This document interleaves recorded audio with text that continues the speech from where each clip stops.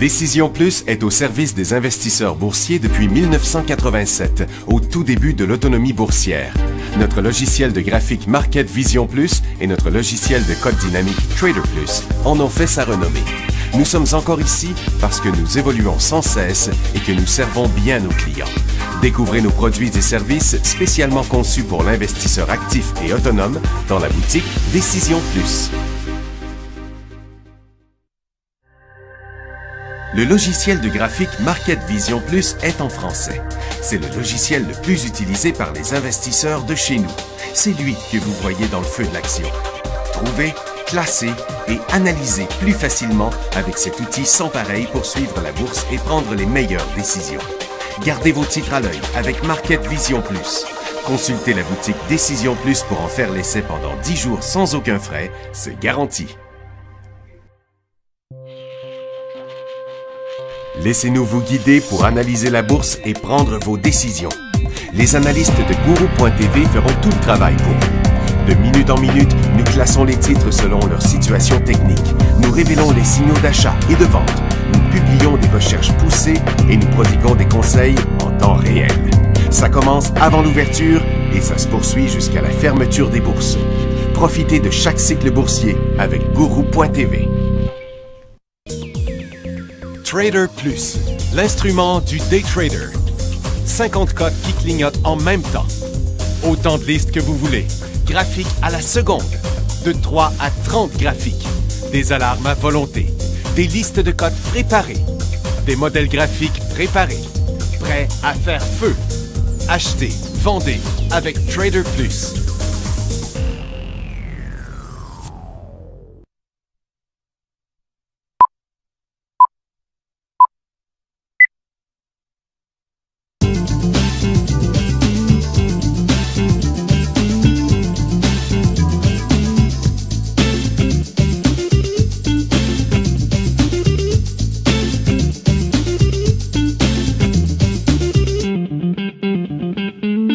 Bonjour tout le monde, bienvenue dans le feu de l'action. Jeudi, le 13 août 2015. Ben, ça se confirme là pour le creux des marchés. Ça s'est passé, bon, hier, je vous disais à l'émission, ben, on ne le voit pas encore parce qu'on était au plus bas de la journée. Les marchés ont été forts en deuxième portion de journée, ont remonté beaucoup.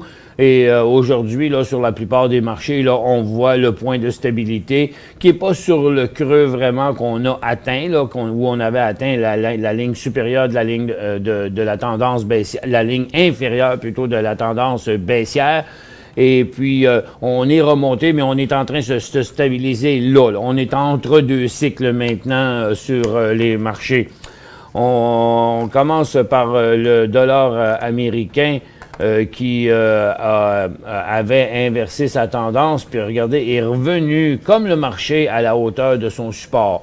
Donc, le Nikkei a effacé une portion de sa cote baissière, donc se stabilise ici sur sa tendance haussière, mais en dessous de sa résistance.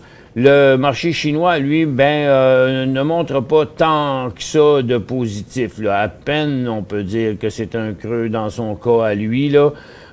Pour l'instant, la tendance étant comme ça, je trouve que c'est pas très fort là, pour le moment.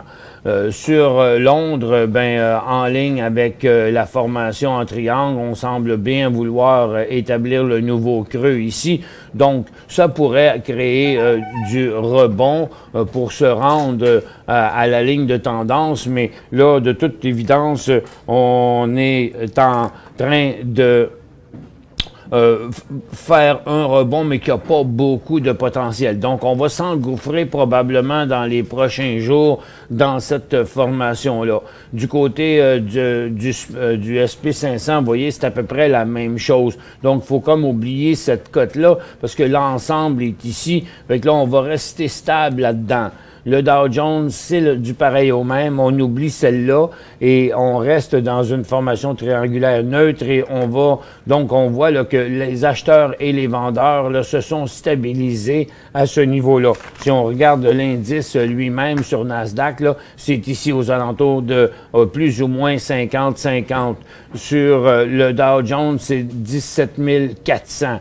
même après avoir pratiquement atteint les 17 000, on a atteint presque 17 100, bien, il y a eu une remontée de 300 points. Puis comme vous voyez bien, le point de stabilité, il est clairement là. Bon, on n'a pas toujours de reprise, par exemple. Ça veut dire qu'on pourrait retourner. Là. Si on retourne vis-à-vis de cette cote-là en traversant par en bas, ce sera un autre cycle baissier. Et puis pour le TSX, ben, c'est du pareil au même aussi. Formation triangulaire descendante. On est légèrement à la baisse. Le risque de repartir en cycle baissier reste quand même pas mal présent. Le yuan a commencé à baisser avant, a commencé la journée à la baisse en Chine, mais a rebondi sur les commentaires de la Banque centrale. Puis le gouvernement grec se prépare à voter pour le plan d'aide. Celui-ci devrait être approuvé par les membres vendredi.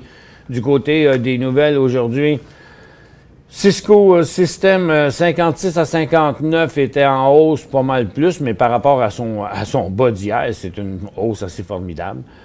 Taseko Mine ne bouge pas. Ils ont eu une scène de profit, moins 3,7 de revenus. 38 à 43 pour Amaya avec 10 des revenus. Le titre ne monte pas beaucoup quand même sur cette nouvelle-là. Puis là, Fibrogène, c'est que les données cliniques de phase 2 se sont produits chez les patients atteints de maladies. Bon, c'est quoi? Son produit candidat principal chez les patients atteints de chronique, mais on ne dit pas c'est quoi.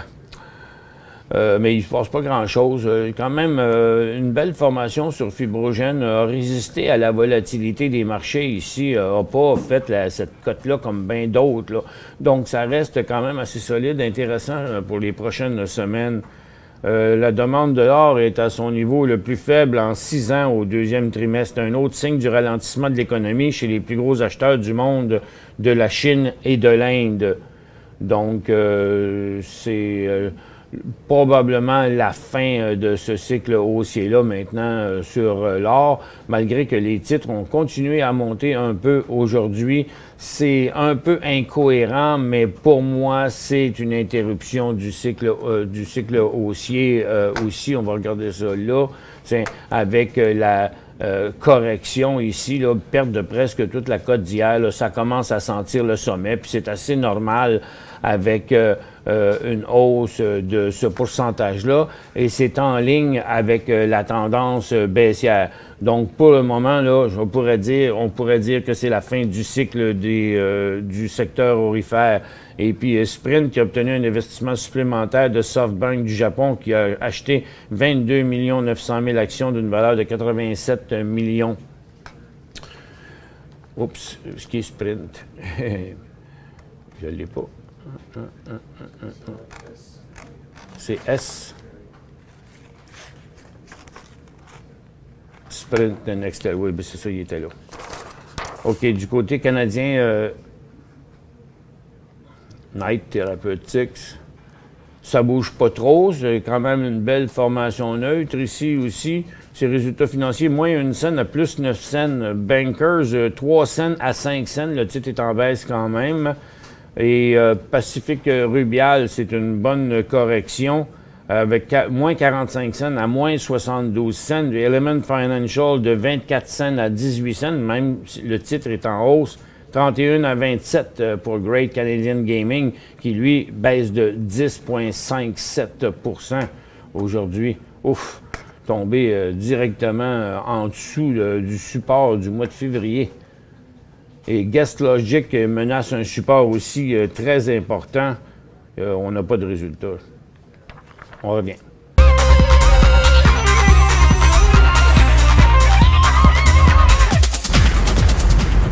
Twinbit avec un résultat de moins 7 cents brise un support à court terme et Canadian Tire annonce 2,15 de profit. Ça a l'air à décevoir les investisseurs puisque le titre est fortement en baisse au point d'inverser sa tendance haussière à court terme.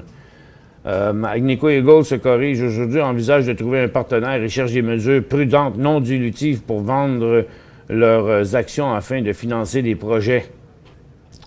Barrick Gold aussi, la cote de crédit a été déclassée par Moody's d'un cran à BAA3. Canadian National Railways rebondit et confirme un nouveau support ici. Donc, la tendance haussière n'a pas nécessairement été inversée. Une partie du dernier cycle l'a été. Le titre est en situation survendue. Ça devrait maintenir minimum un creux. Mais c'est que le chef de la direction a dit qu'il se retire des opérations quotidiennes afin de subir des opérations pour traiter une tumeur cancéreuse rare. Pas chanceux, le monsieur. Bon, les marchés, là, ça s'en va nulle part. Hein? Pour l'instant, avec la chute d'hier, le rebond qui a annulé la chute, on se déplace de côté aujourd'hui sur le marché de Nasdaq. Donc, en baisse hier, retour à la hausse. Aujourd'hui, c'est le calme plat.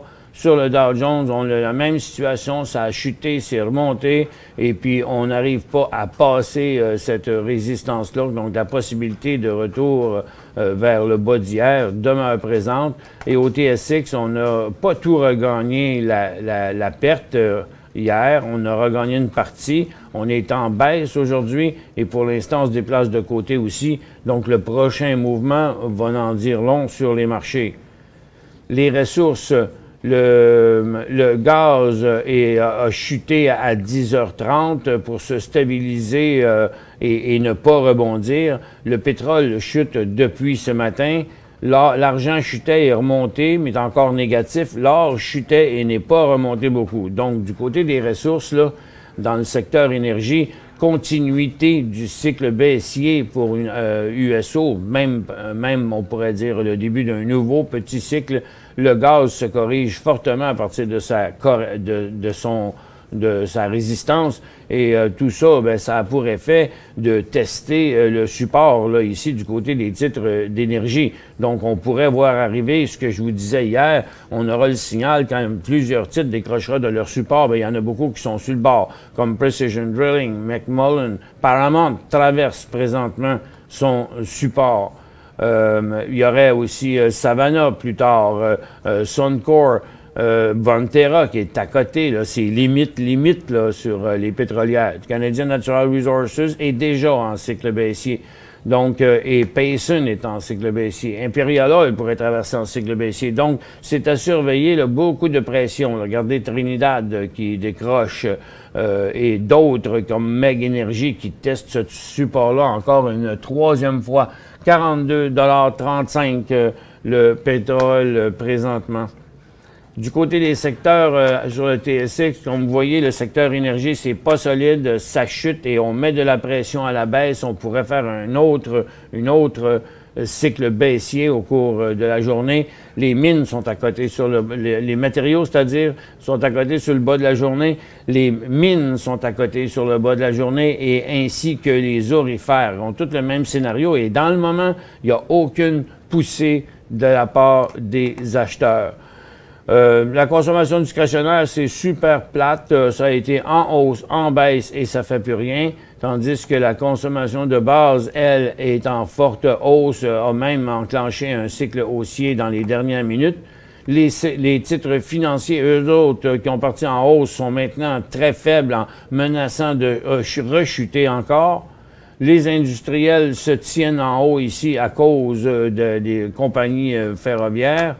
Et puis tous les autres secteurs là sont comme sur le neutre, à peu près plus ou moins sur le prix d'hier. Donc c'est encore une fois une faiblesse des ressources et une faiblesse du secteur financier aujourd'hui encore.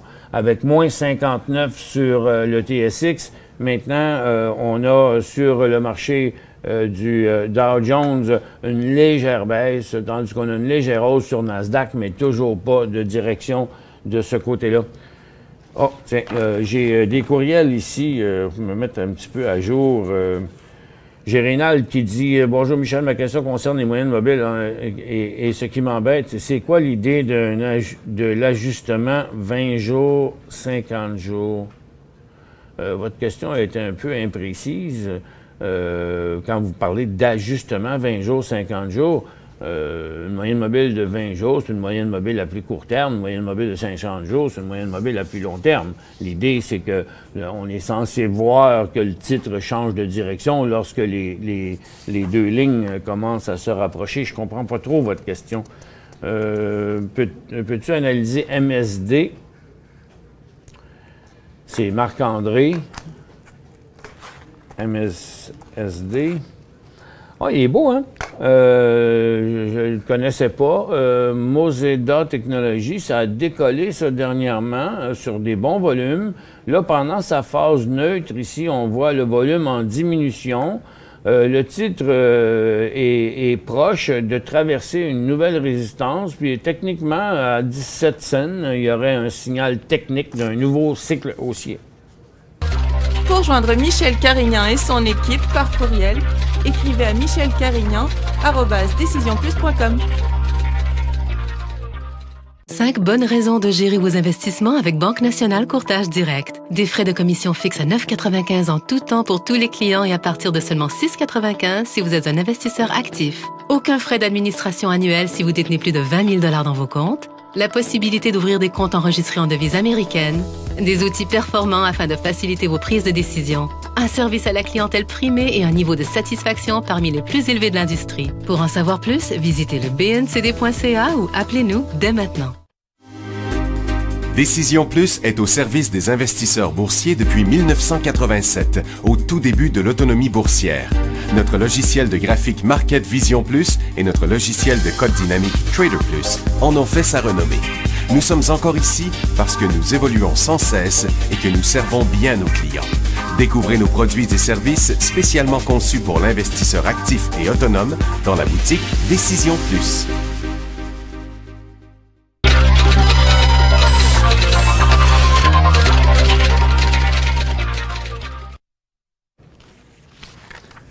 Bon retour, mesdames et messieurs. Donc, c'est quand même une belle petite compagnie que Marc-André nous a montrée là, qui est très récente et qui montre une formation triangulaire ascendante. Ça veut dire qu'il y a eu une vague d'acheteurs ici sur les volumes qu'on voit là. Je vais recommencer un peu de ligne, là. Bon, la tendance était comme ça, est maintenant devenue comme ça, neutre, avec presque rien comme activité. Il y a eu une poussée d'acheteurs de 2 jours ici qu'on voit très clairement là. Et après ça, une petite correction, prise de profit sur ce volume rouge. Et ensuite, les volumes ont continué en diminuant tout le temps, mais les creux sont toujours plus hauts, puis on s'apprête toujours à passer là. Donc, c'est une question de... Il doit se passer quelque chose, c'est sûr, dans la compagnie, puis ils sont à l'attente de quelque chose d'autre. ENZN, demande Martin. Hands-on Pharmaceutical, acheté 1600 à 1,51 le 10 août. Ouch. Ici. Ouch. Ça fait mal. Le pire affaire qui peut arriver, c'est qu'un signal de vente suive un signal d'achat. Bon, quand on achète ici, on a un point de sortie là parce que la tendance étant comme ça, puis le support étant comme ça, 1,30, 1,25, il y avait un signal de vente là-dessus. Donc, et puis, si on regarde maintenant la situation vue de cet angle-là à plus court terme, bon, ce qu'on voit là, c'est que, bon, si vous les avez encore, le titre rebondit, et là, maintenant, on se tient ici.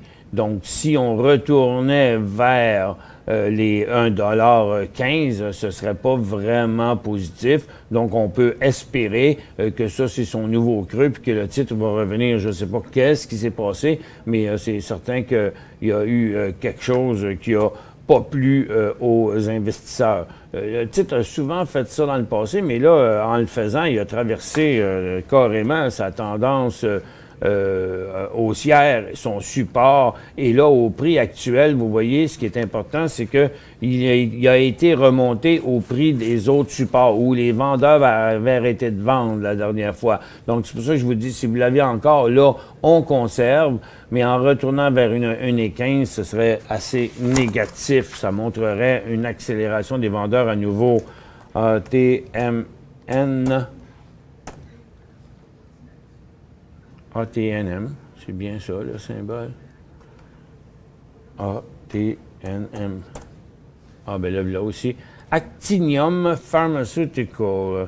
Acheté 1600, 1,77 le 7 août.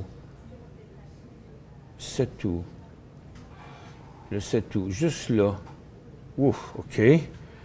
Vendu 6 000 à 2,32. OK.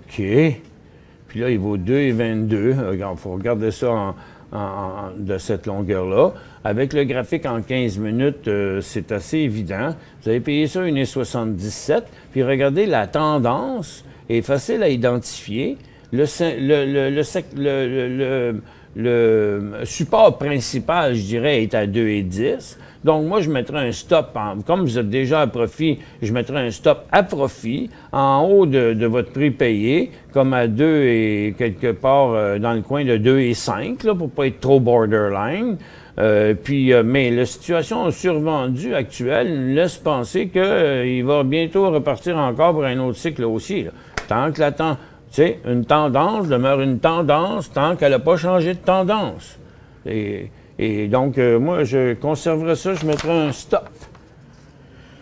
Que pensez-vous des NMX? NMX, c'est lithium, ça, me semble. C'est Nemaska Lithium. Il est beau de ce temps-ci. On l'a vu l'autre jour, hein, ce stock-là.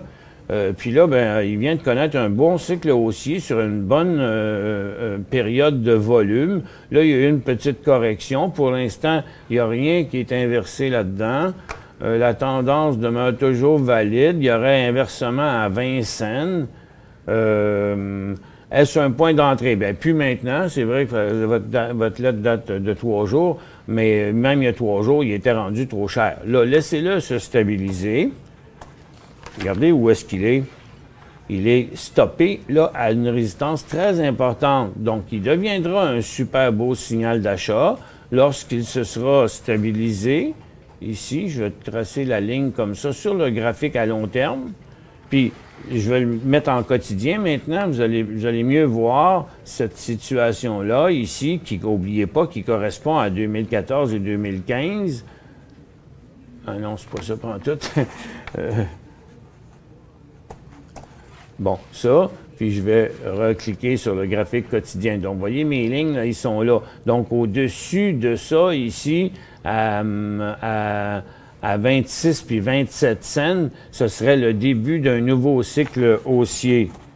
Je ne sais pas ce que j'ai apaisé toujours sur mon mauvais piton, mais celui-là. Donc, 26-27 cents, ce serait le début d'un cycle haussier et ça passerait une résistance d'1 an et demi. Ce serait très positif.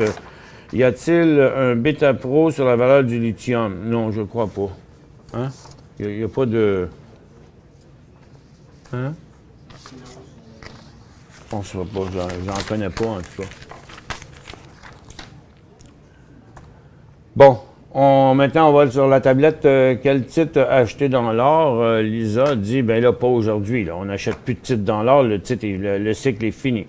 On va attendre maintenant le prochain cycle qui va... Il pourrait être quelque part, là, mais à mon avis, on est saturé ici pour un bout, là. Donc, dans son graphique quotidien et sur le prix de l'or et aussi sur le prix des aurifères.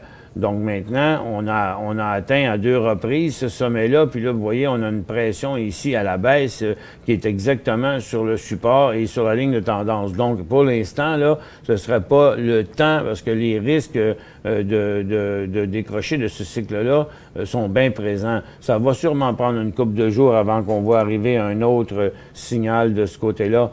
On a Louise qui dit, est-ce que FFH est un achat? Et FFH, bien, c'est un très bon support. Je reviens avec cette explication-là après la pause.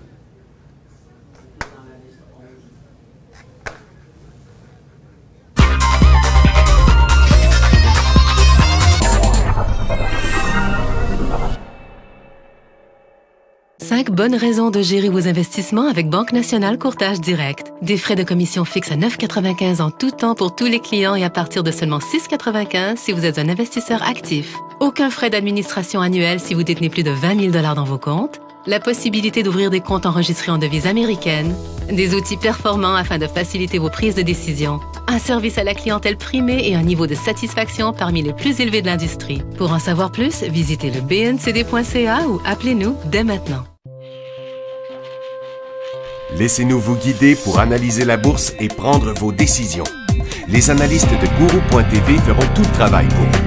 De minute en minute, nous classons les titres selon leur situation technique. Nous révélons les signaux d'achat et de vente. Nous publions des recherches poussées et nous prodiguons des conseils en temps réel. Ça commence avant l'ouverture et ça se poursuit jusqu'à la fermeture des bourses. Profitez de chaque cycle boursier avec Guru.tv.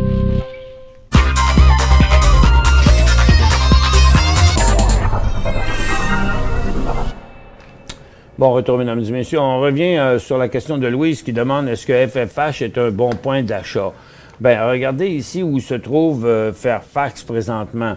Depuis environ 6 jours sur un support ici. Lorsqu'on regarde son oscillateur, ben il était survendu à ce niveau-là. Le titre remonte pas, mais son stochastique remonte. Puis là, ben, en plus, il a l'air à vouloir virer de bord, montrant qu'il n'y a pas de force, il n'y a pas d'acheteurs. C'est ça que ça dit. Ça dit qu'ici, il n'y avait plus de vendeurs, mais ça dit qu'ici, il n'y a déjà plus d'acheteurs. Ça fait que c'est un peu fatigant parce que, oui, c'est vrai qu'un support, plus il y en a, plus il est nombreux, plus il est solide, mais il ne faut pas oublier aussi une chose, c'est qu'un long support comme ça, lorsque c'est traversé, la règle des supports et des résistances, c'est plus longtemps, ça veut dire qu'il a commencé déjà en décembre 2014, là, puis on est rendu en août. Donc, plus longtemps et plus souvent, c'est 1 fois, 2 fois, 3 fois, 4 fois, 5 fois.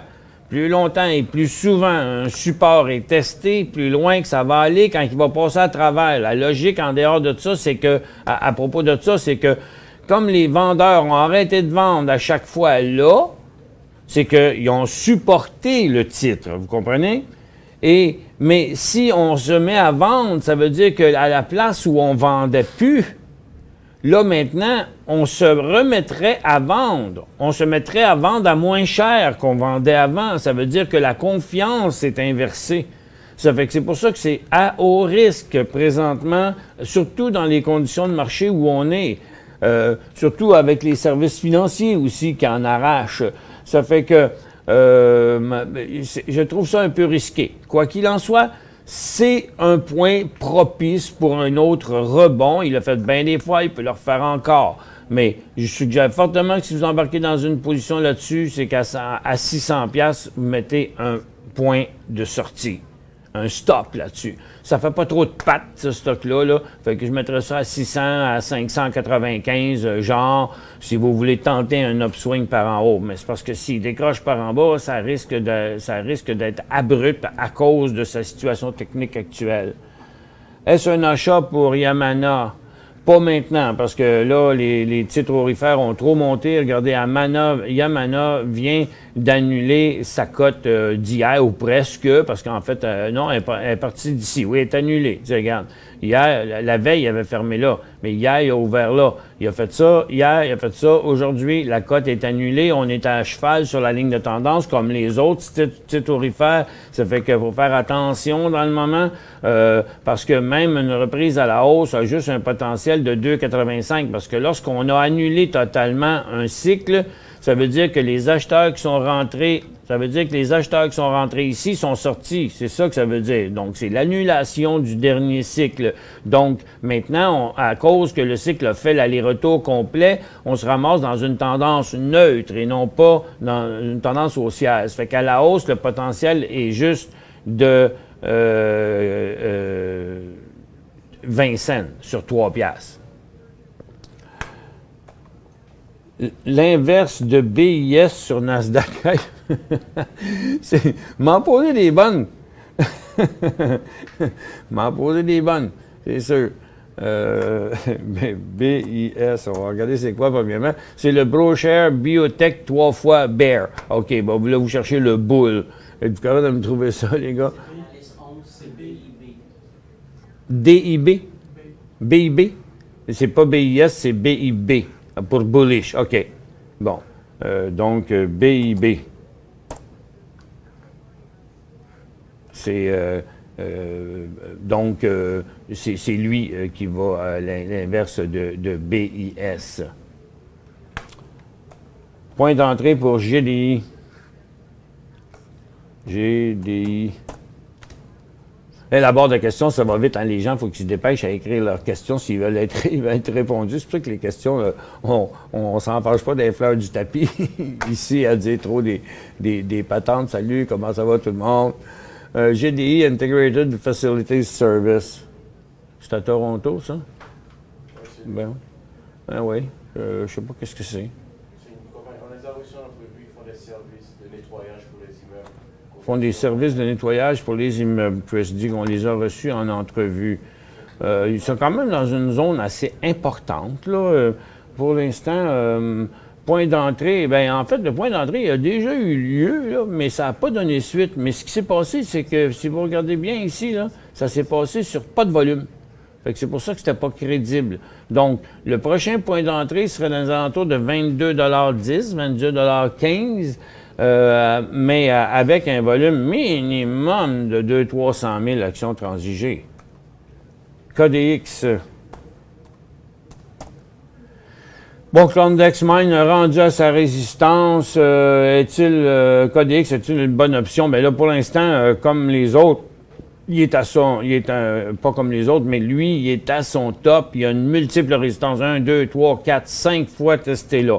Donc, pour l'instant, si vous ne l'avez pas, moi, ce que je suggère, c'est que on attende la sortie de sa pause qu'il fait présentement sur un nouveau haut, qui serait un nouveau haut historique dans son cas, là. Ce serait comme 3,50 à peu près. Parce que là, ça voudrait dire qu'il est vraiment sur un nouveau haut. Pour l'instant, il y a quand même des risques de correction. Donc, prochain point d'achat, 3,5 piastres sur ce stock-là. Merci tout le monde d'avoir été là. On se retrouve demain dans le feu de l'action.